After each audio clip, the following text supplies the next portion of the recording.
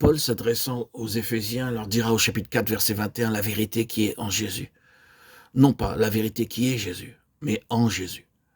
L'unité dans la personne et Jésus est l'unité de Dieu.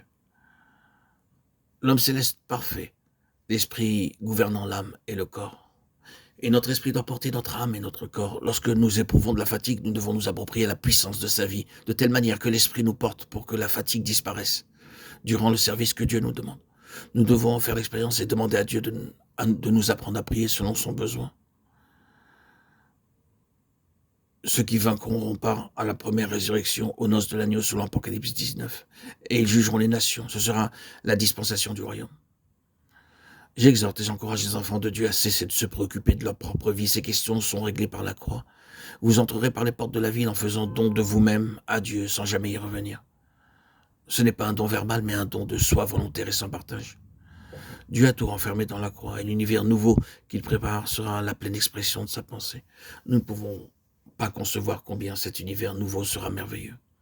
Édifier l'Église n'est pas un peu de choses. Cela ne relève pas d'un aspect quantitatif. C'est une question de mesure. Quelle est la mesure de Christ à la balance du sanctuaire? Notre mesure est tellement petite comparée à celle de Christ.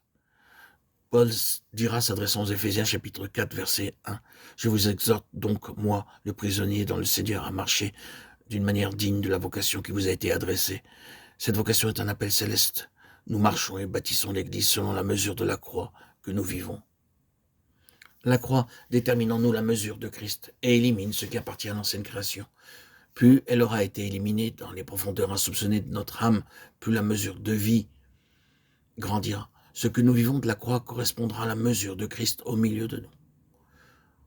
Nous devons devenir transparents sans rien cacher ni dissimuler et marcher en toute humilité et douceur.